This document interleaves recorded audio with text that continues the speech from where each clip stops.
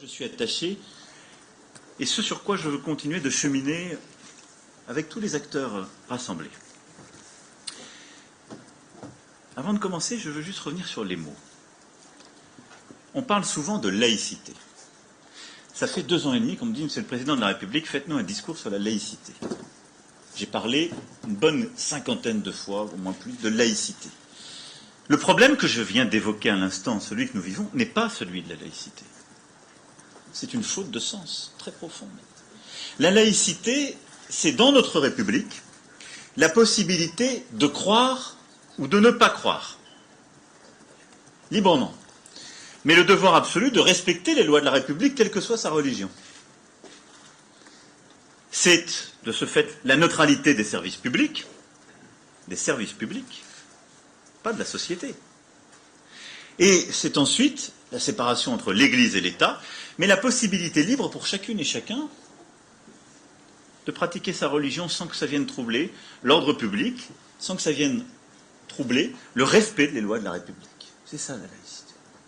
Ni plus ni moins. Il faut la faire respecter partout quand elle ne l'est pas, mais il ne faut pas lui demander d'être l'instrument d'une bataille contre une religion ou d'une reconquête de territoire, ça n'est pas sa fonction. Mais ce que je viens de dire est d'ores et déjà très important, parce que cette fonction laïque est essentielle. Et elle est au cœur de nos principes républicains. Il y a ensuite ce que j'appellerais la civilité. C'est la manière d'être citoyens les uns avec les autres. Et donc c'est la manière en tant que citoyen de respecter pleinement les règles de la République. Et là au-dessus, nous ne devons avoir aucune complaisance.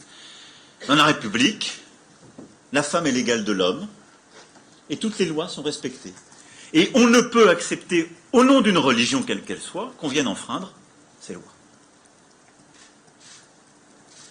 Dans la République, il y a un ordre public qui permet de vivre libre et qui doit être respecté. Et quand on trouble l'ordre public, c'est-à-dire la quiétude de chaque citoyen, que ce soit au titre quelque justification, y compris quand elle est religieuse, on ne peut l'accepter. La République doit préserver cet ordre pour que chacun y soit libre. Au fond, nous avons un socle, les lois que nous nous sommes données, et il en va de notre unité, c'est que la République se tienne selon ses lois, ses valeurs, ses aspirations communes. Et vous le voyez bien, le plus important partout, c'est de restaurer, nos discussions l'ont montré tout à l'heure, tous les termes de ce qui fait la citoyenneté, dans ses droits et dans ses devoirs.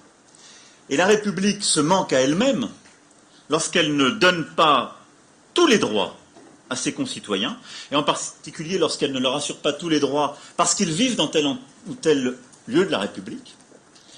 Mais la République doit aussi exiger de tous ses citoyens tous ses devoirs. Et en particulier ceux de respecter les lois. Cette citoyenneté, elle est essentielle, c'est ce qui nous tient ensemble. Et c'est, je dirais, ce qui est notre commun au sein de la nation. Ce commun n'est pas négociable. Et ce commun, c'est véritablement ce qui constitue le socle de notre nation française et de la République. Alors, comme je le disais, il y a, depuis plusieurs décennies, au nom d'une religion, non pas l'exercice simplement d'une religion, mais la volonté de ne plus respecter la loi chez certains. Une manipulation du fait religieux qui, en utilisant ou bien la religion elle-même, ou bien l'éducation, ou bien le sport, les activités associatives ou autres, consiste, en quelque sorte, à construire un projet de séparation de la République. Face à cela, je ne suis pas à l'aise avec le mot de communautarisme. Je vais vous dire pourquoi. Parce que nous pouvons avoir dans la République française des communautés. Il y a des communautés selon le pays d'où on vient, chacun se revendique d'ailleurs selon la communauté à laquelle il appartient, il y en a aussi selon les religions. Simplement, ces appartenances ne doivent jamais valoir soustraction à la République. Elles s'ajoutent en quelque sorte, elles sont une forme d'identité en plus qui est compatible avec la République. Et il ne s'agit pas ici de les stigmatiser. On peut appartenir donc à une famille de pensée, on peut être attaché à une religion, on peut avoir des origines étrangères auxquelles on tient et qui relèvent d'une culture, d'un imaginaire, de choses qui sont importantes. tout en étant pleinement françaises et français, et dans la nation. Le problème que nous avons, c'est qu'en nom d'une religion, d'une appartenance, on veut se séparer de la République et donc ne plus en respecter les lois. Et donc qu'on menace la possibilité de vivre ensemble en République, à cet égard, qu'on en sort soi-même, mais qu'on menace la possibilité pour les autres de le faire. C'est pourquoi notre ennemi est à ce titre le séparatisme, c'est-à-dire ce phénomène que nous observons depuis des décennies, qui est une volonté de quitter la République, de ne plus en respecter les règles, d'un mouvement de repli qui, en raison de croyances et d'appartenance, vise à sortir du champ républicain. Et ça n'est pas acceptable. Dans la République, on ne peut pas accepter qu'on refuse de serrer la main à une femme parce qu'elle est femme. Dans la République, on ne peut pas accepter que quelqu'un refuse d'être soigné ou éduqué par quelqu'un parce que c'est une femme. Dans la République, on ne peut pas accepter la déscolarisation pour des raisons religieuses ou de croyances. Dans la République, on ne peut pas exiger des certificats de virginité pour se marier. Dans la République, on ne doit jamais accepter que les lois de la religion puissent être supérieures aux lois de la République. C'est aussi simple que ça. Et une fois que j'ai dit tout ça, il ne s'agit pas de stigmatiser quelques religions. Et ce que nous avons à faire n'est pas, comme j'ai parfois entendu chez certains, un plan contre l'islam. Ce serait une faute profonde. Il y a des millions de concitoyens, françaises, français, qui croient, qui ne croient pas. Des millions qui croient dans l'islam et qui vivent selon les lois de la République et qui veulent vivre comme citoyens français. Ce que nous devons combattre, c'est ce séparatisme que je viens d'évoquer et toutes les pratiques que je viens d'évoquer, avec beaucoup de calme, avec beaucoup de détermination, avec beaucoup de respect.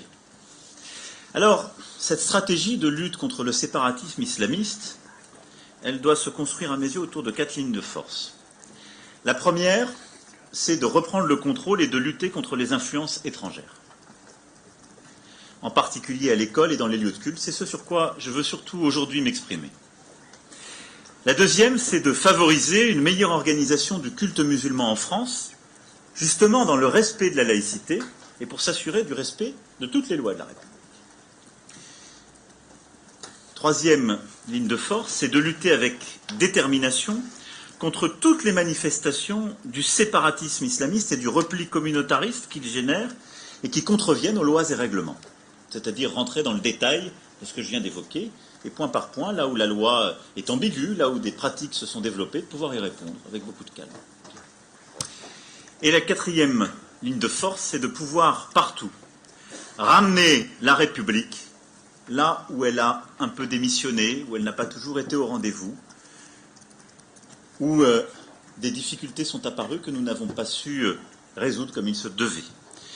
En effet, le séparatisme se nourrit de l'absence, dans certains territoires, d'une offre alternative dans le champ social, sportif, périscolaire, sanitaire, culturel. Et donc il nous faut, avec encore plus de force, accompagner, renforcer les associations, les collectivités territoriales, les services de l'État, qui depuis tant d'années d'ailleurs agissent en ce sens ensemble, pour faire plus encore en matière de sport, de culture, d'éducation, d'accompagnement des familles, d'accompagnement dans le temps périscolaire, pour l'école, je vais y revenir aussi sur ce point, de s'assurer que partout dans la République, on lutte pour la méritocratie, pour l'accès à la bonne éducation et à l'emploi. J'ai entendu ce matin ce qu'on me disait. On m'a dit ici, on ne veut pas être stigmatisé, à juste titre. On a besoin qu'on crée des emplois. Et c'est vrai que dans tous les quartiers difficiles où ces phénomènes apparaissent, on a souvent des taux de chômage qui dépassent les 20%. Beaucoup de jeunes m'ont dit, nous on veut avoir des emplois, et nous sommes aujourd'hui stigmatisés, on est discriminés. La réponse, la République, vous nous dites ce mot, mais elle ne nous apporte pas les solutions qu'elle devrait nous apporter et qu'elle apporte ailleurs. C'est vrai. C'est aussi pour ça qu'on a mis en place, et commencé à mettre en place, là j'y reviendrai rapidement tout à l'heure et puis dans les prochaines semaines, mais beaucoup de dispositifs de lutte contre la discrimination, de mobilisation des entreprises pour les stages en troisième, pour l'embauche, de mobilisation aussi pour financer des formations pour les jeunes, en particulier dans ces quartiers, pour qu'ils puissent accéder à l'emploi, d'accompagnement des associations pour qu'elles fassent encore plus dans ces quartiers, depuis 3 ans, les budgets n'ont cessé d'augmenter pour les associations dans les quartiers. Ils continueront de se faire avec des initiatives fortes en la matière. Et donc, ce quatrième axe, qui est celui du retour républicain, est aussi important pour donner corps à la promesse républicaine. C'est en tenant, à mes yeux, ces 4 lignes de force que nous pouvons avancer de manière crédible pour lutter contre une idéologie politique, ce séparatisme islamiste, qui, en détournant une religion, et au fond en manipulant beaucoup de représentations, en hystérisant aussi la société, parce que le risque étant que toute la société se dise le problème sont nos concitoyens musulmans, ce qui serait une énorme faute. Mais ce séparatisme islamiste est incompatible avec la liberté et l'égalité, incompatible avec l'indivisibilité de la République et la nécessaire unité de la nation. Depuis de longs mois, un travail a été conduit par l'ensemble du gouvernement. Je remercie les ministres qui sont aujourd'hui à mes côtés et qui jouent un rôle éminent dans cette lutte. Il y a aussi leurs collègues de l'éducation nationale, les collectivités territoriales, de la santé, du travail et quelques autres qui poursuivent cet engagement. J'ai rencontré aussi beaucoup d'élus locaux. Le président Jordan était avec moi il y a quelques semaines aussi à l'Élysée avec d'autres élus pour évoquer les difficultés sur le terrain. J'ai vu beaucoup d'experts et ce sont ces 4 axes qui seront déclinés. Depuis 2 ans et demi, nous n'avons pas attendu de mettre ces mots et de dire les choses pour faire. Beaucoup de choses ont été faites sur chacun de ces axes. Lorsque nous avons investi dans l'école, dans les REP et REP+, en dédoublant les classes de CP-CE1, c'est exactement cette politique de retour de la République qui a été conduite, avec d'ailleurs des résultats qui sont d'ores et déjà tangibles, et on va continuer de les généraliser parce qu'on voit ô combien les choses sont visibles. C'est la politique que nous avons eue en matière de sport avec les associations, à commencer par celles qui travaillent dans les quartiers les plus difficiles, en matière d'éducation scolaire et périscolaire, avec le projet des cités éducatives, qui est travaillé par le ministre depuis 2 ans, et qui va conduire à annoncer 80 cités éducatives dans les prochains jours avec le ministre de l'Éducation nationale et le secrétaire d'État, ce qui représente un investissement de 100 millions d'euros sur les 3 ans à venir. Il y aura sur la cité éducative, on était tout à l'heure avec sa représentante sur Mulhouse, un investissement de 400 000 euros par an pendant 3 ans qui sera fait pour justement pousser toutes les actions en ce sens. Ces 80 cités éducatives, c'est une action très concrète, là aussi pour faire, c'est le retour et le réinvestissement de l'Agence nationale de rénovation urbaine, avec là aussi un réinvestissement inédit depuis la première génération de l'ANRU et une accélération de nos délais. C'est tout le travail qui a été fait autour des associations, avec cette augmentation de budget que j'évoquais, et surtout des associations qui, dans tous les domaines, en matière de jeunesse comme de sport, vont pouvoir aussi aujourd'hui accéder à de nouveaux dispositifs, comme le plan d'investissement dans les compétences, parce qu'elles aident justement à former nos jeunes et à accéder à des formations qu'ils n'ont pas eues dans le cadre de l'éducation première, et d'accéder aussi à des emplois. Je ne veux pas être ici trop long sur ce volet, mais il y a donc eu depuis 2 ans et demi beaucoup d'initiatives lancées, d'actions concrètes, de dépenses engagées sur ce volet indispensable de retour de la République. Mais il y a eu aussi un très gros travail qui a été fait de retour de l'autorité républicaine dans les quartiers les plus sensibles. Sur ce sujet, j'entends beaucoup de bêtises. Pardon de le dire aussi vertement. Il n'y a pas de carte cachée avec 150 quartiers qui seraient tenus par les services de sécurité intérieure. Les gens qui disent ça, je les invite à faire une réunion de travail avec le ministre de l'Intérieur pour éviter de dire tout et n'importe quoi et de, si je puis dire, faire monter des fantasmes. Il y a des quartiers qui sont difficiles. Ils sont connus par les élus. C'est-à-dire, quand on a enclenché le travail, on a eu un travail avec les élus de terrain. Ils connaissent leur quartier difficile. Il n'y a pas de carte cachée. Ils vivent. Ils agissent avec beaucoup de force, de courage. Et je les en remercie. Et donc, à la lumière de ce dialogue qu'il y a eu dans les premiers mois, nous avons lancé 47 quartiers de reconquête républicaine. Et Porte-Filière en fait partie.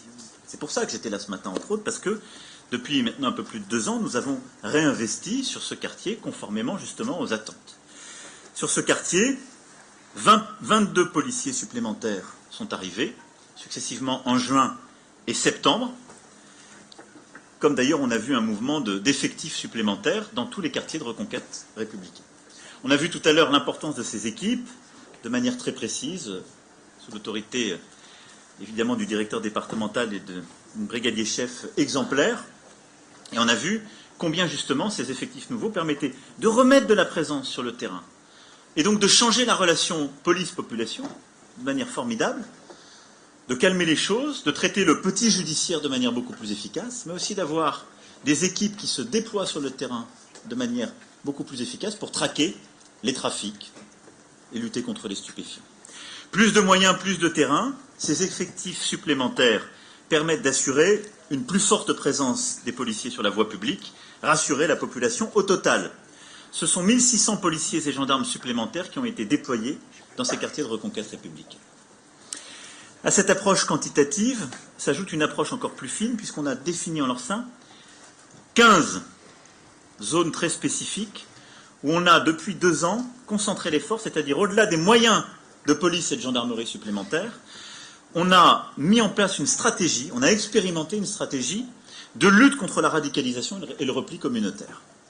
Et donc, dans ces 15 quartiers, dont Bourg-de-Filaire fait partie, depuis 2 ans, sans tambour ni trompette, parce qu'il fallait le faire avec tous les acteurs que je remercie qui sont ici présents, mis en place sous l'autorité d'un coordinateur qui est avec nous, le préfet Rose, qui, auprès du ministre de l'Intérieur, suit cela, mais de manière très interministérielle. Depuis février 2018, on a mis en place, dans ces 15 zones, une action très déterminée. C'est-à-dire, donc sous l'autorité à chaque fois des préfets et des procureurs de la République, pour lutter contre les mouvances diffusant des discours de haine, on a mis en place une action en matière d'éducation, de sport, de culture, de lutte contre l'économie souterraine, de mesures d'entrave, une série de mesures extrêmement précises et concrètes, et un travail interministériel qui jusqu'alors n'existait pas à ce niveau d'intensité.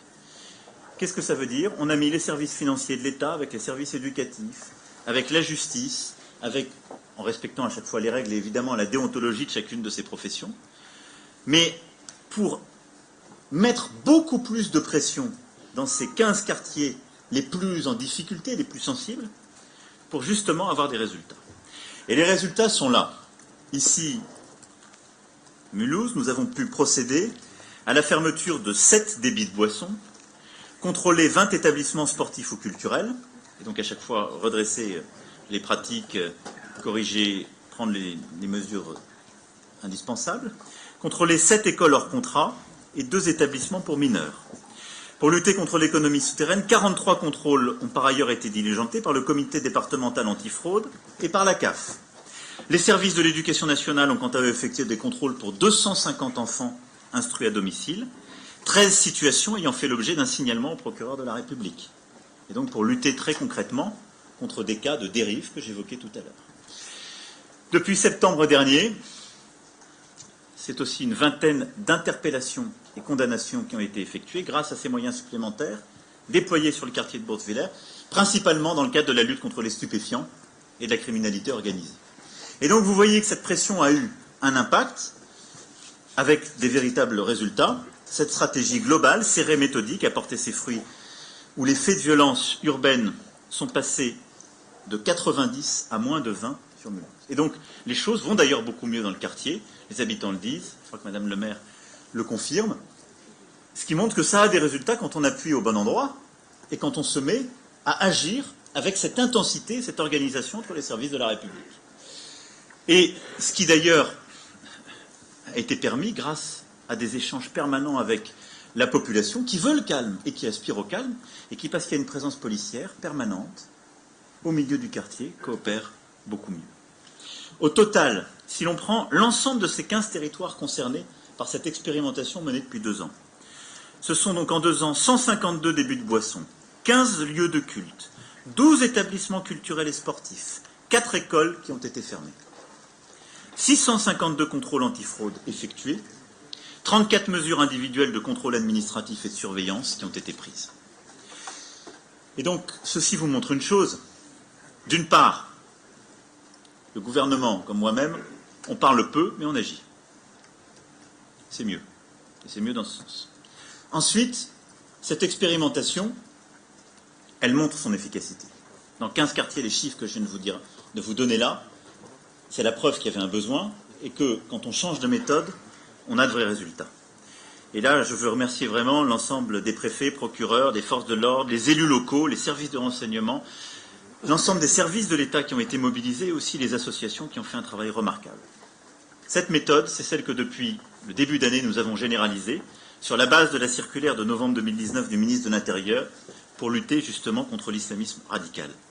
Et donc nous sommes en train de déployer exactement cette méthode qui a porté ses fruits sur l'ensemble du territoire, ce qui veut dire qu'on va continuer à intensifier non seulement les moyens qu'on met en différenciant selon les quartiers et les besoins, mais aussi qu'on va maintenant systématiser ce travail interministériel avec les élus, ces coopérations et cette pression que nous mettons sur les quartiers qui sont tous aujourd'hui dans cette situation de difficulté. Voilà pour ce qui a été fait depuis un peu plus de 2 ans, les décisions qui ont été prises sur cette base, et je crois pouvoir le dire, la force de ces résultats et de ceux, je l'espère, qui vont suivre. Il y a ensuite, dans les décisions que nous avons à venir, le sujet des influences extérieures et des dérives qu'on observe dans beaucoup de quartiers en raison de ces influences extérieures. Et là-dessus, je voulais aujourd'hui être clair, parce que nous avons mené un travail en profondeur, et nous allons donc procéder à plusieurs décisions extrêmement structurantes au vu des difficultés que nous avons vues émerger. Un vecteur important du séparatisme, et là-dessus l'ensemble des élus, des associations, des professionnels, c'était tout à l'heure très bien dit encore par l'inspectrice d'académie, qu'on peut observer, c'est au sein de l'école ou du périscolaire le problème des enseignements en langue et culture d'origine étrangère. Il est important que les Françaises et les Français, dont les parents ou les grands-parents sont venus dans notre pays, puissent préserver, ce qui est une force pour la République, la connaissance de leur culture, des langues de leur famille et la possibilité d'ajouter à la République la culture qui est la leur. Et là-dessus, il faut être très clair, c'est une chance pour nous tous et toutes, et qu'on puisse apprendre l'arabe, l'espagnol, l'italien, le turc, le russe, ou d'autres langues au sein de la République de manière beaucoup plus simple, parce que sa famille le parle, parce que ses origines sont là, est une chose très importante. Simplement, et beaucoup de nos concitoyens l'ignorent, depuis 1977, il est possible de suivre dans l'école de notre République des cours facultatifs en langue étrangère qui sont dispensés à partir du CM1 par des enseignants désignés par les gouvernements d'autres pays. Ça concerne 9 pays. On a 9 pays qui peuvent désigner ces enseignants et on a 80 000 élèves qui suivent ces enseignants. C'est ce qu'on appelle les fameux ELCO, donc ces enseignements en langue et culture d'origine étrangère. Le problème que nous avons aujourd'hui avec ce dispositif, je vais être très clair avec vous, c'est que nous avons de plus en plus d'enseignants qui ne parlent pas le français et qui ne le parlent pas du tout. Que nous avons de plus en plus d'enseignants sur lesquels l'éducation nationale n'a aucun regard. Et je vous le dis en responsabilité, comme président de la République, je ne suis pas à l'aise d'avoir dans l'école de la République des femmes et des hommes qui peuvent enseigner sans que l'éducation nationale ne puisse exercer le moindre contrôle. Et nous n'avons pas non plus le contrôle sur les programmes qu'ils enseignent, ce qui est un problème. Il ne s'agit pas de dire qu'on doit tout contrôler, mais il y a un minimum, on ne peut pas enseigner des choses qui ne sont manifestement pas compatibles ou avec les lois de la République ou avec l'histoire telle que nous la voyons.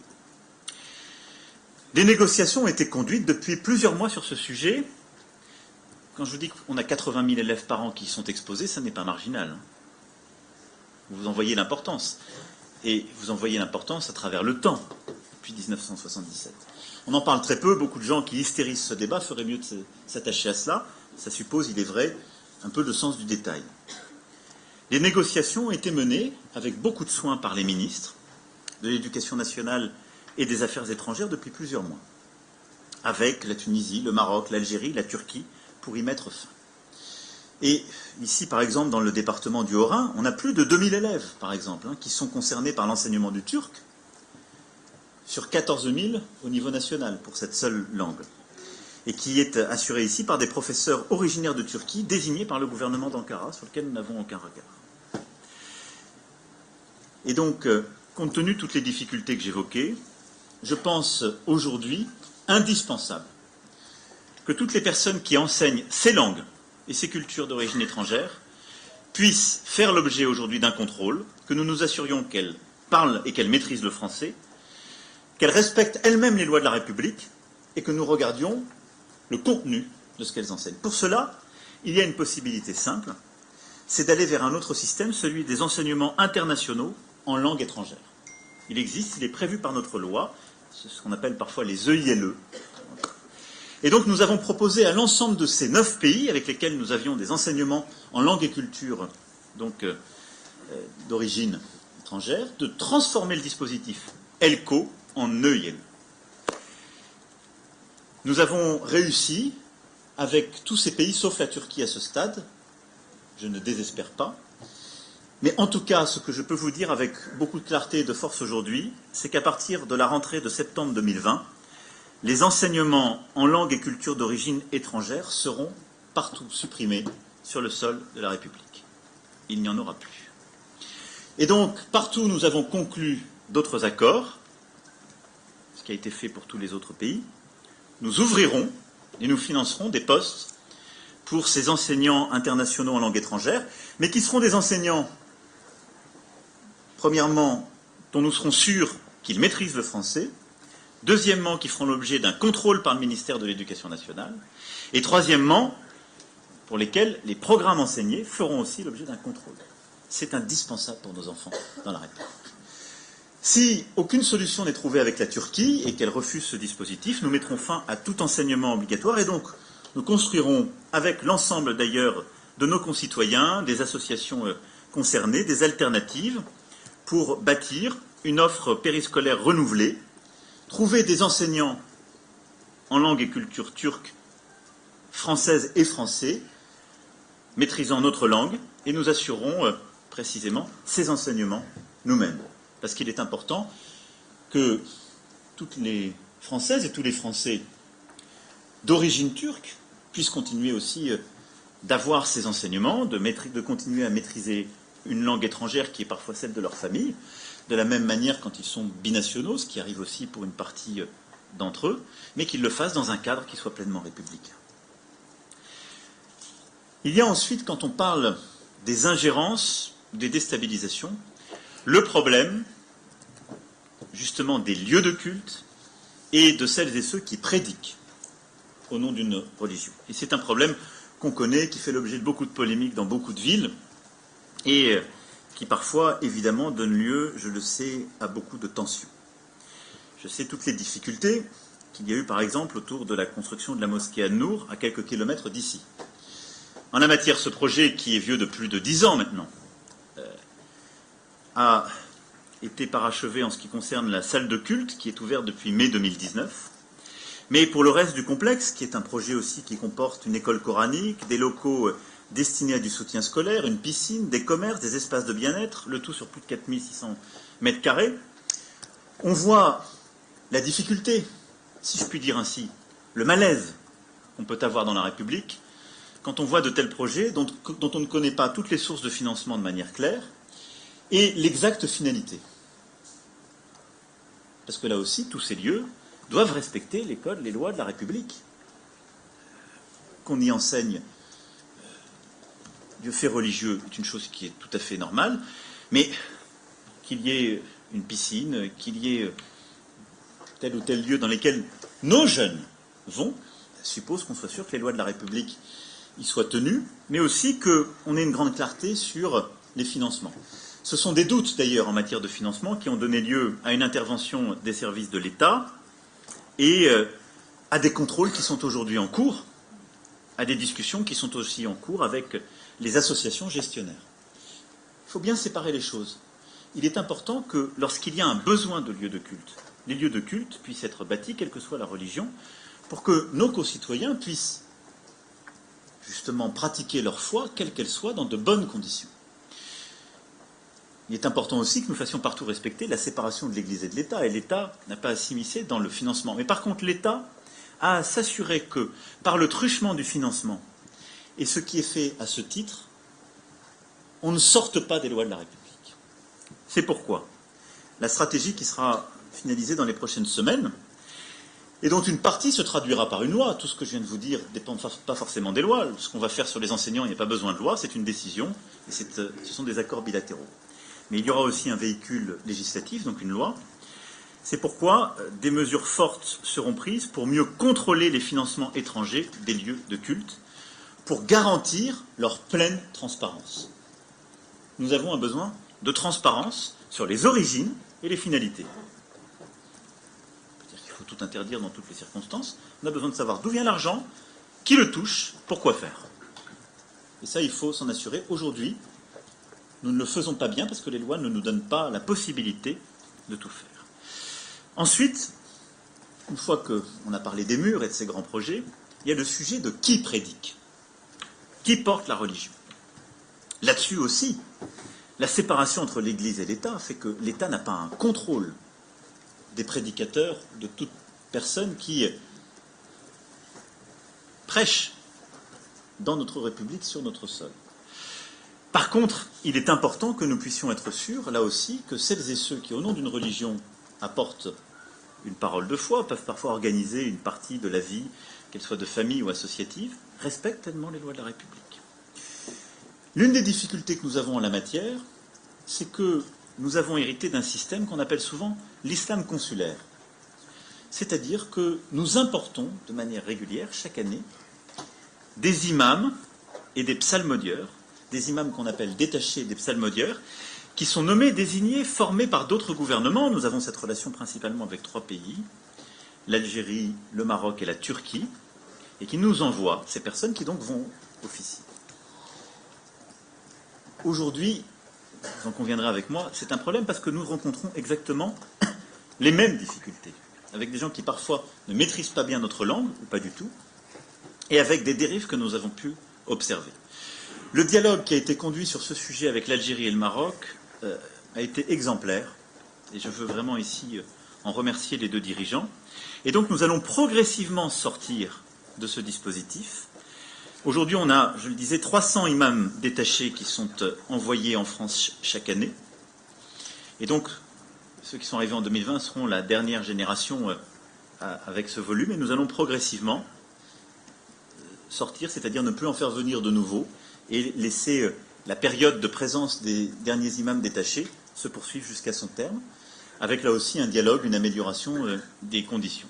En parallèle de ça, ce que nous devons faire, et ce que nous allons faire, c'est, je vais y revenir dans un instant, former des imams en France pour qu'ils puissent maîtriser la langue et les lois de la République.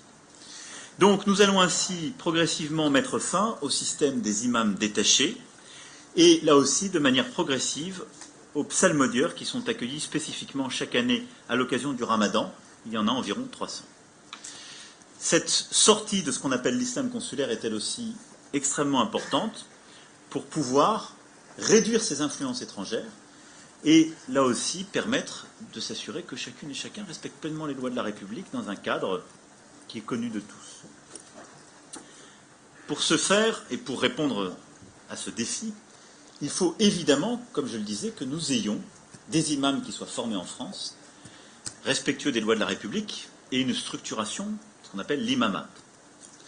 Parce qu'une des grandes difficultés que nous avons, c'est dans beaucoup de quartiers, avec des prédicateurs qui n'ont aucune formation, qui ne viennent pas d'Algérie, du Maroc ou de la Turquie, qui sont parfois autoproclamés, et qui, bien souvent d'ailleurs, au nom dérivent de l'islam, souvent dans la mouvance salafiste ou frériste, sont aussi aujourd'hui des gens qui prédiquent contre la République. C'est pourquoi le ministre de l'Intérieur a demandé la semaine dernière au Conseil français du culte musulman de prendre ses responsabilités et de formuler des propositions rapides et claires pour assurer l'exercice en France d'un islam dont toutes les pratiques doivent se conformer aux lois de la République. Cela fait maintenant plus de 2 ans que nous avons ce dialogue avec le Conseil français du culte musulman. C'est un dialogue qui s'est structuré. Il y a eu un très gros travail qui a été mené sous l'autorité du ministre de l'Intérieur, qui est aussi ministre de culte, avec les préfets, pour faire émerger des représentants au niveau départementaux. Un travail qui s'est fait aussi avec le Conseil français au niveau national, et lequel a procédé à ces élections, ces dernières élections récemment. Il fallait donc attendre que toutes les instances soient là. Je veux croire que ce chemin est possible. En tout cas, nous attendons pour la fin du mois de mars des propositions concrètes en la matière, pour une raison très simple. Parce qu'en raison de la loi de 1905 et de la séparation de l'Église et de l'État, l'État français ne peut pas former, contrôler, désigner les imams sur le territoire de la République. Mais nous pouvons, dans le dialogue avec le CFCM, demander à celui-ci de s'organiser, de former et de certifier celles et ceux qui prédiquent au nom de l'islam en France. C'est ce qui permettra à ce moment-là d'avoir une police des cultes plus efficace et de traquer les dérives que nous constatons aujourd'hui, mais face auxquelles nous sommes démunis, parce qu'il n'y a pas de véritable structuration de cette religion en France, et en particulier de sa partie la plus cultuelle. C'est tout ce travail qui, depuis des mois, est conduit par le ministre que je remercie, et qui sera parachevé dans les prochaines semaines. Et nous tirerons les conséquences de ce travail que nous avons demandé au Conseil français du culte musulman dès les premiers jours d'avril. Des mosquées financées de manière transparente, avec des imams formés en France et respectueux des principes et des valeurs républicaines, c'est ainsi que nous créerons les conditions pour que les musulmans de France puissent pratiquer leur culte librement, affranchis des ingérences extérieures. C'est une étape absolument essentielle, là aussi pour préserver, conforter l'indivisibilité de la République. Vous me permettrez pour conclure de saluer toutes les personnes, tous les engagés avec lesquels j'ai pu dialoguer tout à l'heure dans le gymnase, élus, présidentes et présidents d'associations, de collectivités, d'organismes publics, de services de l'État pour leur travail, leur engagement, leur présence. Beaucoup, d'ailleurs, d'entre eux sont des bénévoles de la République et des vrais combattants de ces valeurs. Et je veux ici saluer solennellement tous ces acteurs et les assurer du soutien entier de la nation. Je ne viens là que de donner des premières décisions très concrètes et précises sur la base d'une philosophie que je voulais aussi claire face à beaucoup d'amalgames, de confusion. Notre pays a à faire face à un défi qui n'est pas d'hier, mais que nous avons trop longtemps refusé d'aborder dans toute sa complétude, et peut-être aussi que nous avons voulu aborder simplement en stigmatisant ou en pointant la face la plus simple du problème, la partie émergée, ce qui rassurait une partie de la France parce qu'il en humiliait une autre. Nous sommes toutes et tous Français dans cette salle, et nous avons tous et toutes envie de réussir, et de réussir avec notre pays. Et donc ces fractures que j'évoquais tout à l'heure, nous devons les résorber autour de ces 4 lignes de force que j'évoquais, mais les résorber avec beaucoup de force et d'engagement. En remettant l'autorité de l'État là où elle doit être, en remettant ses principes et le contrôle de ses principes là où ils doivent revenir, en changeant les lois de la République quand elles doivent être changées, mais en réengageant aussi nos moyens, notre action, là où la République doit revenir avec plus de force. À l'issue de notre échange tout à l'heure, la ministre des Sports, qui a grandi dans cette ville, a eu une belle phrase. Elle a dit « On n'est pas citoyen français, on le devient ». C'est vrai. Et c'est parfois difficile de le devenir quand la République n'a pas toujours donné des preuves d'amour. C'est parfois difficile de le devenir quand les parents ne croient plus toujours à la République. Et ça peut être plus difficile de le devenir quand on vient de loin, ou qu'on a des origines qui font qu'on ne parle pas la langue de la République tout de suite, ou qu'on peut être un peu mis à l'écart, et qu'on a le sentiment que la République, ce sont des morsures ou des humiliations. La République, c'est la liberté, l'égalité et la fraternité. C'est un ordre public, pas celui d'un clan, pas celui d'un parti. Ce sont des règles, je le disais tout à l'heure, des devoirs et aussi des droits. Et donc ce que nous avons à faire, c'est d'apprendre ou de réapprendre en effet à tous nos concitoyens à devenir pleinement citoyennes et citoyens. Avec beaucoup d'humilité, parfois beaucoup de fermeté pour celles et ceux qui le méritent, et puis beaucoup de patience. Beaucoup de patience et de fraternité. Je pense qu'on peut être fraternellement autoritaire dans notre pays. Je ne crois pas aux discours qui stigmatisent, qui se cabrent, en disant ici ça va mal, il faut leur apprendre à être français. Tout le monde a envie d'être pleinement français. Je le sais. Et de là où je suis, je veux vous dire que tout le travail qui a été conduit depuis 2 ans et demi, tout le travail qui est mené sur le terrain par l'ensemble de celles et ceux qui portent la voix du gouvernement, et je les en remercie, par tous les bénévoles de la République qui continuera. J'ai ici simplement exposé quelques premières décisions, quelques premiers actes, mais ce pacte républicain, c'est celui que nous avons bâti il y a plusieurs siècles. C'est celui aussi que nous devons reconstruire avec force, avec engagement, notre engagement à tous. Et je ne céderai rien dans cette bataille. Vive la République et vive la France, mais surtout je vais répondre à vos questions.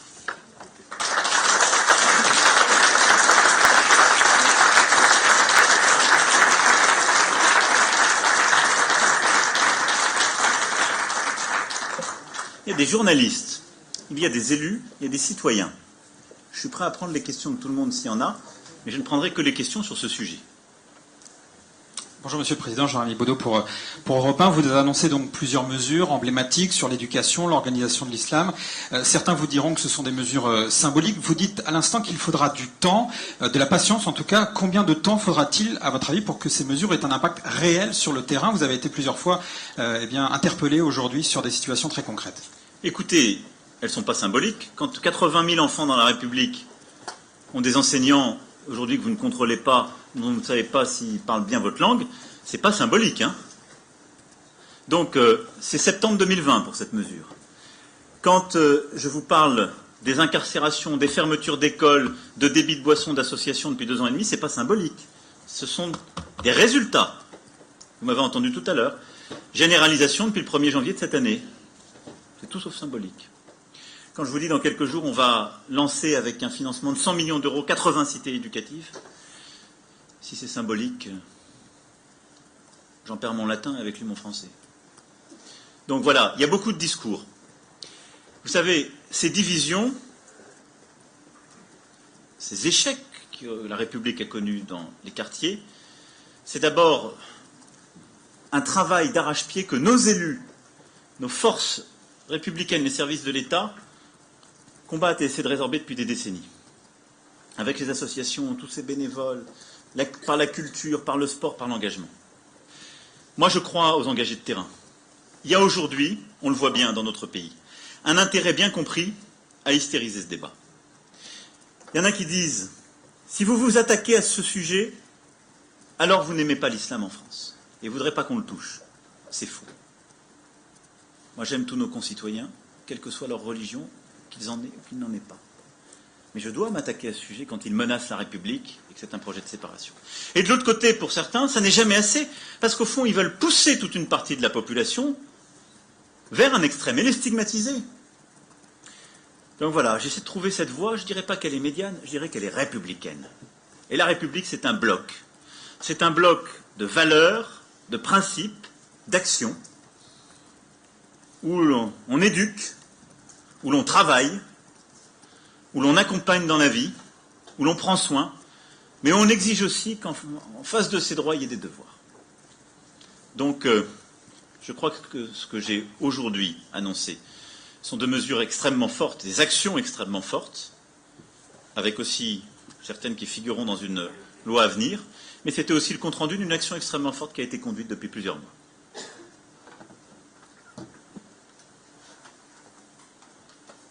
Est-ce qu'il y a d'autres questions sur ce que je viens de dire?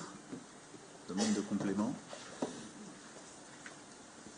Bonjour Rosalie Lafarge, France Culture. Est-ce que vous n'avez pas peur de froisser un peu plus la Turquie avec les annonces que vous avez faites ce soir? Écoutez, je ne cherche à froisser personne, mais je ne serai complaisant avec personne. Parce qu'il en est de mes responsabilités. La Turquie est un grand pays, mais je veux ici saluer le travail exemplaire que j'ai pu avoir avec le roi du Maroc ou le président algérien, pour ne citer que. Plusieurs échanges, un très gros travail entre nos ministres, une compréhension commune et une capacité à bâtir des solutions en matière éducative comme en matière religieuse que je viens de vous présenter. Ça montre que c'est possible quand il y a une volonté de faire et qu'on comprend mutuellement nos contraintes et nos problèmes. Je pense que la Turquie a aujourd'hui le choix de suivre ce chemin avec nous, ou pas. Mais je ne laisserai aucun pays étranger nourrir sur le sol de la République, un séparatisme, qu'il soit religieux, politique ou identitaire. On peut avoir une culture, une famille, une identité qui s'ajoute et vient enrichir son appartenance à la République. On ne peut pas avoir un projet qui, au nom de ses origines, vise à ne pas s'intégrer dans la République. Et je le dis à tous nos concitoyens qui sont d'origine turque, qui sont binationaux, et il y en a beaucoup dans cette ville, j'en ai d'ailleurs beaucoup vu tout à l'heure, ils sont à mes yeux pleinement français. Et je souhaite qu'ils soient pleinement français. Et c'est parce que je veux les traiter comme des citoyens français que je veux qu'ils aient les mêmes droits que tous les Français, mais aussi qu'ils soient soumis aux mêmes lois que toutes les Françaises et toutes les Français. Mais on ne peut pas avoir les lois de la Turquie sur le sol de France. Ça, c'est non.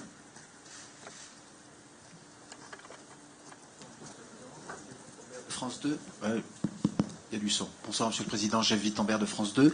Au début de votre quinquennat, ce sont des questions, le séparatisme, le communautarisme, un mot que vous n'aimez pas, que vous évoquez moins que vous ne le faites aujourd'hui. Est-ce que c'est la signature aussi de ce qu'on appelle l'acte 2 de votre présidence? Et est-ce que vous voulez incarner finalement une nouvelle forme d'autorité à travers ces questions que vous soulevez? Écoutez, d'abord, on ne peut pas tout dire tout de suite. Parfois, on me dit, vous avez été trop vite, vous avez fait beaucoup trop de choses. Après, non, je commence à dire quelque chose, donc je suis le deuxième hémistiche de ce mandat, on me dit, vous ne l'avez pas dit au début. On a fait beaucoup de choses quand même, je n'ai pas pu tout dire. Ensuite, je n'ai pas découvert le problème il y a 15 jours. Nous avons lancé tous les sujets que j'ai évoqués dans les premiers mois du quinquennat. Les quartiers de reconquête républicaine sont structurés à partir de l'automne 2017, et les 15 zones d'action les plus intenses et de lutte contre la radicalisation que j'évoquais tout à l'heure sont lancées en février 2018. Simplement, j'ai en effet pris le parti de plutôt agir à bas bruit et d'essayer de tenir ce qui réconcilie. Parce que je pense que le discours excessif sans action est contre-productif et que le discours approximatif nourrit le ressentiment. Et je crois aussi à ce travail. J'ai aussi refusé, en effet, je l'assume, de céder à toutes ces effervescences que nous avons, dont nous avons d'ailleurs le chic, dès qu'il y a une maman d'élève voilée qui accompagne une sortie scolaire, ou dès qu'on a un burkini. Parce que les jeunes me le disaient ce matin, on parle toujours de ça. Ce sont des symptômes, ce n'est pas la racine profonde. Sur ces sujets, on connaît ma position, qui est d'ailleurs conforme aux lois de la République. Je ne suis pas pour l'inventivité en l'espèce. Je suis pour les principes républicains et la fraternité. Mais l'autorité de la République. Et donc, voilà, on construit un chemin, mais plutôt que de réagir dans le concert, parfois des excès, au moment où il y a un symptôme qui suscite tant d'énervement, je préfère le travail en profondeur avec les résultats que j'évoquais, avec tout ce qu'on a lancé aussi en matière d'éducation, d'accompagnement des associations, de politique de la ville, au concret et sur le terrain avec les acteurs, pour pouvoir aujourd'hui m'exprimer avec des premiers résultats, avec de nouveaux dispositifs instruits de ce qu'on a fait de nos expérimentations, et avec un discours de sens qui est celui auquel je crois, c'est-à-dire un discours pleinement républicain, rien que républicain, sans épithète.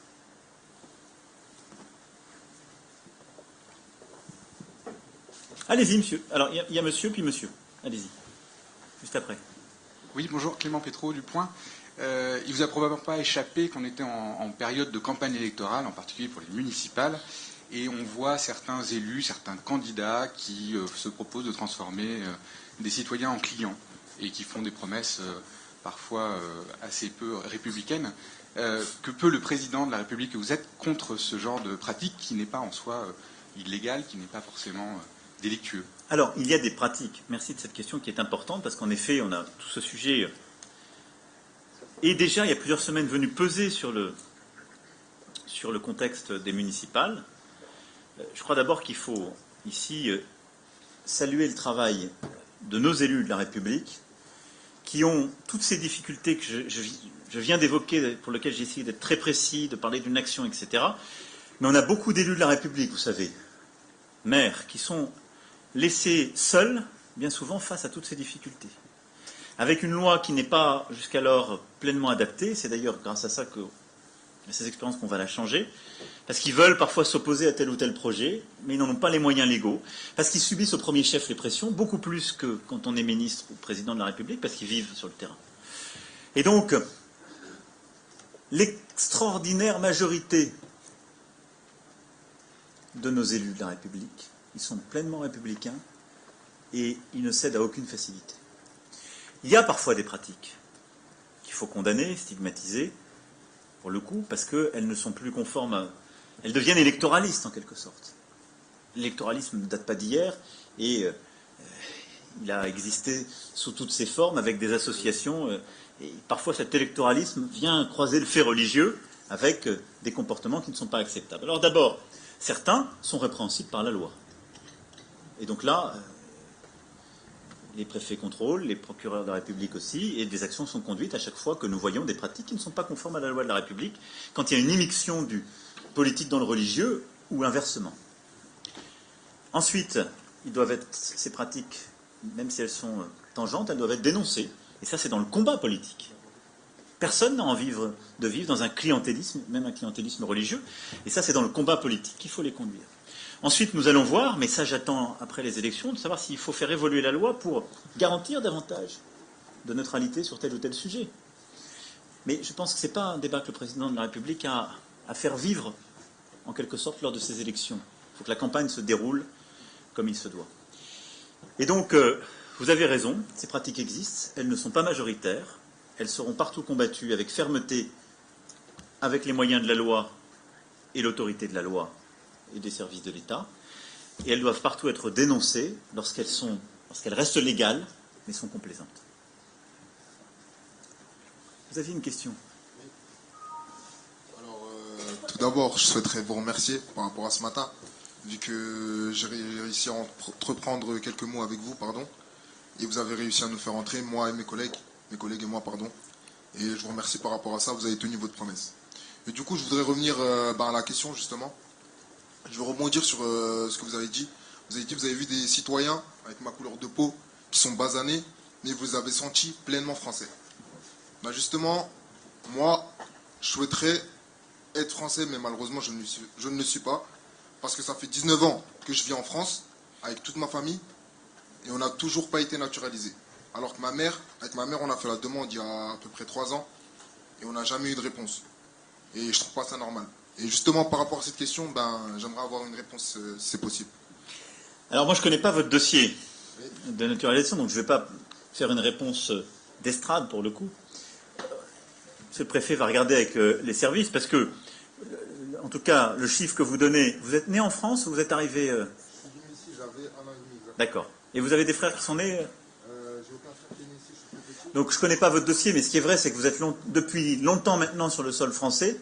Donc on va regarder votre dossier pour que la chose se fasse. Vous êtes aujourd'hui avec quel statut sur le sol français? J'ai fait toute ma scolarité ici, de la maternelle.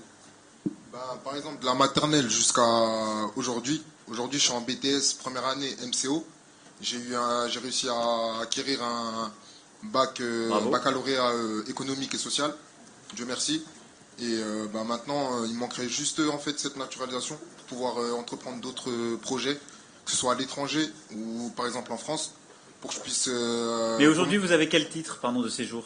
Titre de séjour, on m'a donné un titre de séjour de 10 ans. Dieu merci. Je remercie franchement la France pour ça déjà. Je préfère que vous disiez je remercie la France plutôt que Dieu merci, surtout dans le contexte. Mais c'est une supériorité, On peut pas l'ignorer, monsieur. Même l'Église n'ignore pas Dieu, même si... Non, mais c'était une plaisanterie, parce que vous l'aviez dit 2 fois. Écoutez... Excusez-moi. Non, mais... D'abord, je vous remercie beaucoup de l'esprit dans lequel vous faites ça, et vous avez abordé le sujet ce matin, ensemble. Alors, sur votre cas précis, on va regarder là, les services de l'État et monsieur le préfet, votre dossier. Ce qui est vrai, sur le sujet de l'immigration, on en a beaucoup parlé. On a des règles. Aujourd'hui, on a un afflux migratoire qui est important, mais on a l'arrivée par les visas, qu'ils soient éducatifs, l'immigration économique, le regroupement familial, et puis l'asile. Il faut protéger. Il faut que ces règles elles soient bien tenues, et c'est vrai qu'aujourd'hui, lorsqu'on n'arrive pas dans un de ces cadres, moi je suis favorable à ce qu'on puisse reconduire les gens le plus rapidement possible, Parce qu'on a sinon un phénomène qui s'installe et qui n'est pas durable. Quand on a des gens comme vous, qui sont là depuis 19 ans, ils se sont inscrits dans la République. Et donc là, il faut du discernement, c'est d'ailleurs ce qui est la plupart du temps suivi. Donc sur votre dossier, on va le regarder. Et je vous remercie des mots que vous avez eus pour la République. D'abord pour la remercier, et puis je vous félicite parce que le parcours que vous venez de décrire est celui de quelqu'un qui a décidé de réussir. Merci, et si jamais vous arrivez à me naturaliser, Ce ne sera pas moi. Non, mais Ben, ce si jamais- n'est pas une décision arbitraire du président. Mais j'ai l'impression que votre dossier plaide pour vous. mais si jamais vous me donnez cette naturalisation, j'essaierai d'avoir un poste à la République, c'est possible.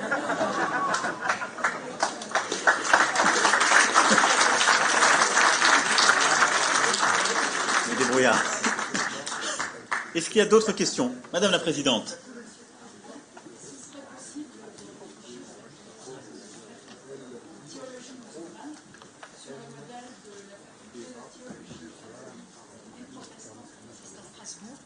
Dans le cadre du droit local que nous connaissons en Alsace. Alors, Madame la Présidente soulève une question extrêmement importante et très intéressante qu'on connaît bien avec le ministre, qui est en effet la spécificité du droit d'Alsace-Moselle et qui, en effet, reste encore en régime concordataire et fait que nous pouvons aujourd'hui sur ce territoire avoir en effet des formations, c'est ce qui existe.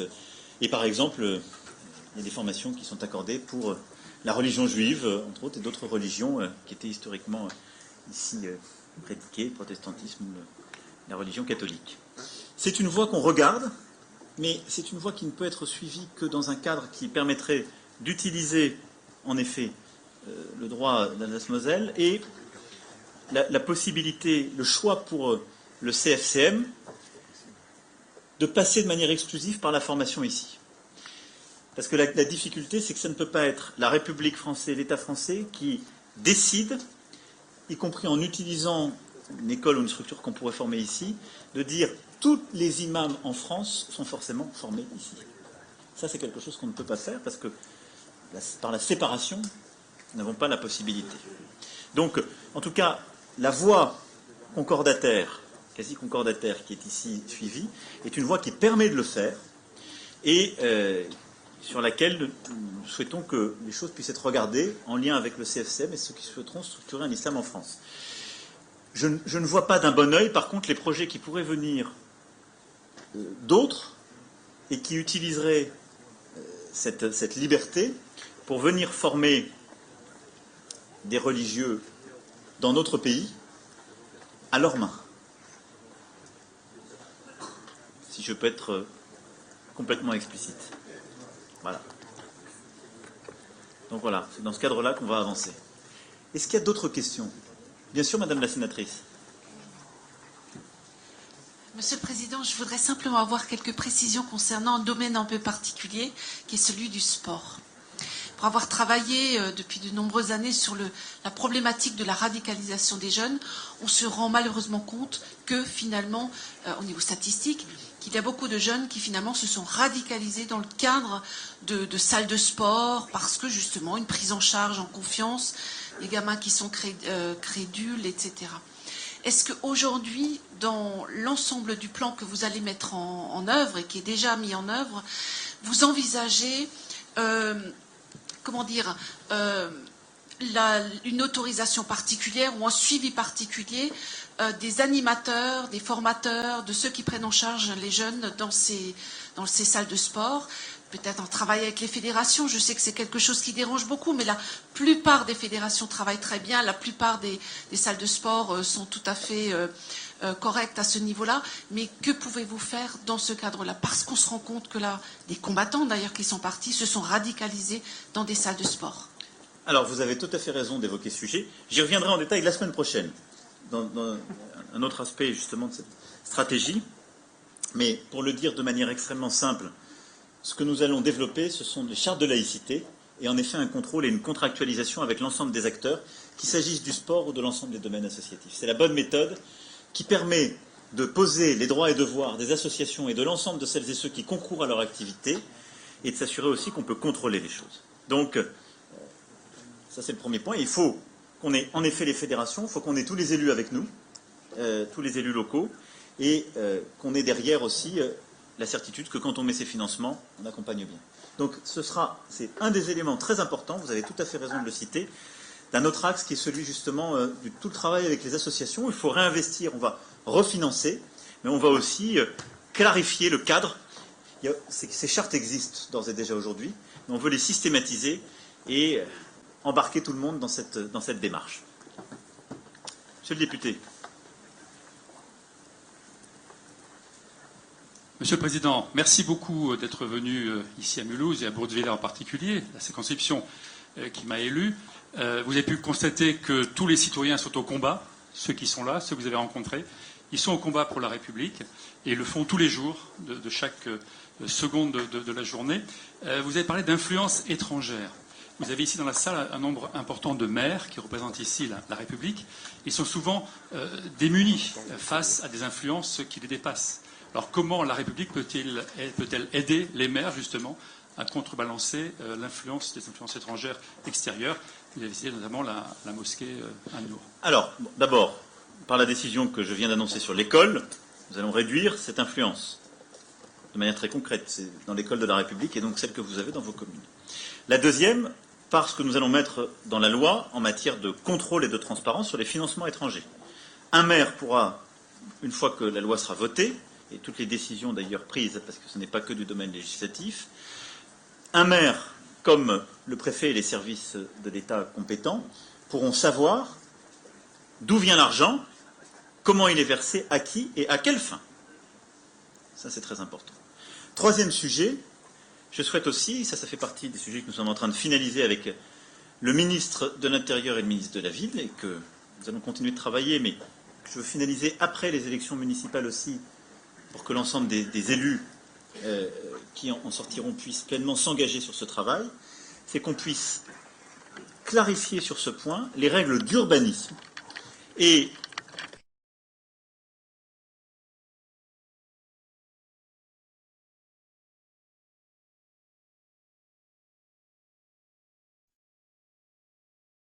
des situations qui sont très dures. Et donc, il y a des choses qui doivent relever des élus. Je le disais parfois aussi, il faut accepter qu'elles relèvent de l'État. Il faut une organisation entre les élus de terrain et l'État parce que l'État protège face à des pressions locales. Plusieurs élus me l'ont dit aussi, très concrètement. Et donc, il faut entendre cette voix et regarder les choses. Et donc, on est en train de finaliser la bonne organisation. Mais on aura aussi sur les règles d'urbanisme quelque chose qui permet de clarifier les règles, de savoir qu'est-ce qu'on met à quel endroit. Est-ce que le maire et l'ensemble de la commune considère que ça fait l'objet d'un consensus, ou est-ce que c'est un projet qui nourrit ce séparatisme? Et dans ces cas-là, comment on donne les moyens au maire ou au préfet, au service de l'État ou éventuellement au ministre, de l'interdire s'il ne respecte pas les règles. Voilà. Donc il y a déjà des choses qui sont, si je puis dire, d'effet immédiat que ce que je viens d'annoncer, et puis on va compléter cela dans les prochaines semaines avec des changements législatifs. Y a-t-il d'autres questions? Oui, moi. Ah. Alors, il y a madame, monsieur, puis après, je vais devoir filer. Allez-y. Bonjour, Monsieur le Président, mademoiselle Quichère, des arts martiaux Bourg-de-Villers. Je veux juste revenir sur un point, c'est sur les aides pour les associations. Alors moi, en ce moment, ça fait depuis 2014 que j'ai repris le club. Parlant d'aide, je suis pas trop d'accord, parce que nous, franchement, moi, j'essaye de garder les enfants, de ne pas les laisser dans la rue, de les mettre chez moi dans le club pour qu'ils ne traînent pas, voilà. Et on n'a pas beaucoup d'aide. Ça fait maintenant depuis 2014 nous on s'aide avec les cotisations, on a du matériel, on se bat, Vous avez des aides de qui aujourd'hui? La mairie, mais ça a baissé. Je veux dire, de 1500, on est passé à 1000 euros. Et maintenant, on vit avec les cotisations. On achète le matériel avec. Je veux dire, pourtant, je fais des dossiers. Je veux dire, je suis la plus grande râleuse. Je crois que je crois qu'ils le savent. Bon, alors, moi, je connais pas votre cas particulier. Ce que je peux vous dire, vraiment avec certitude, c'est que le montant d'ensemble pour les associations, il a augmenté.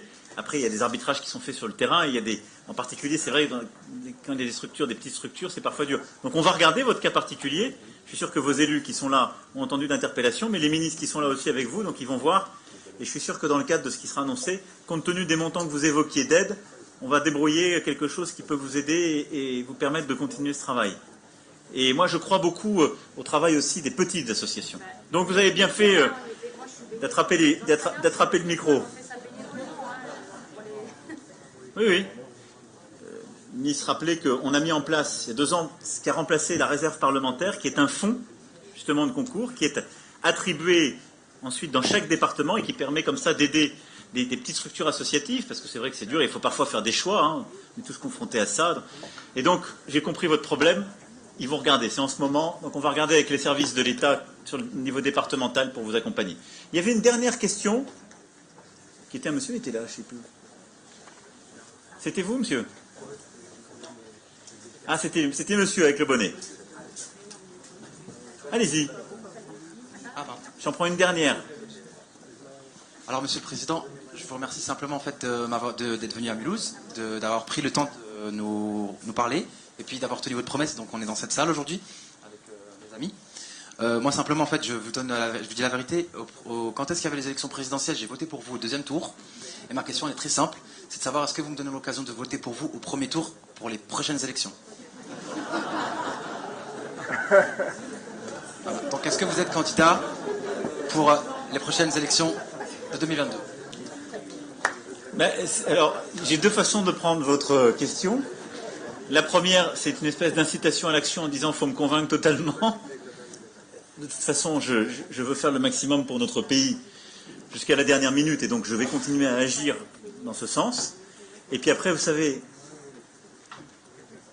chaque matin, je me lève conscient de la tâche, j'irai jusqu'au bout, mais je me projette pour notre pays, parfois pour dans longtemps et dans très longtemps, quand on fait des réformes comme celles dont vous entendez beaucoup parler en ce moment sur les retraites. On ne la fait pas pour demain, même pour 2022, hein. On l'a fait pour essayer que le pays soit sur les bons rails dans plusieurs décennies. Mais je ne vais pas vous dire aujourd'hui ce que je vais faire moi en 2022, parce qu'il y a beaucoup de choses qui peuvent arriver d'ici là. Et je pense qu'il faut d'abord que je me concentre sur ce pourquoi vous m'avez donné mandat il y a 3 ans, presque maintenant. Donc ce serait... Voilà. Au bon moment, il faudra arriver à ces choses-là s'il y arrive, mais pour le moment, il faut continuer à travailler. Continuer à travailler, continuer à faire que notre pays aille mieux, et que ce pacte républicain qu'on évoque depuis tout à l'heure soit au rendez-vous. En tout cas, moi, je voulais vous remercier, parce que ce matin, je voyais la tournure, et j'ai vu, quand je suis arrivé, beaucoup... Et merci pour le tableau, je vais venir vous le dédicacer, je vous ai promis.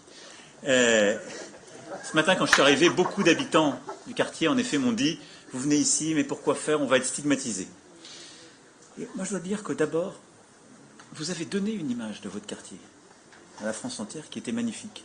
C'est-à-dire, vous avez parlé de manière très directe, vous n'avez pas caché les problèmes, hein, vous m'avez interpellé sur ce qui marchait, ce qui ne marchait pas. Je vais essayer de vous répondre aussi de manière honnête sur ce que je considère comme ne marchant pas. C'est ça la République. Et donc vous, vos élus qui sont là, qui se battent chaque jour, voilà, il ne faut pas mettre des quartiers ou des villes qui sont au bout de l'index. Il ne faut pas simplement regarder non plus ce qui va bien. Il faut se dire, on a des choses qui marchent formidablement. Il y en a plein dans l'agglo, dans la ville, dans l'ensemble des communes de l'agglo, dans le département, la région, plein. Je suis le premier à y croire, et que vous-même vous portez aussi. Et puis il y a parfois des choses qui ne vont pas, qui sont de notre faute, d'autres qui sont de la faute de certains. Il faut qu'on les améliore. Mais c'est dans cet esprit de lucidité et d'engagement qu'on va avancer. Je vous en remercie très profondément. Merci à vous.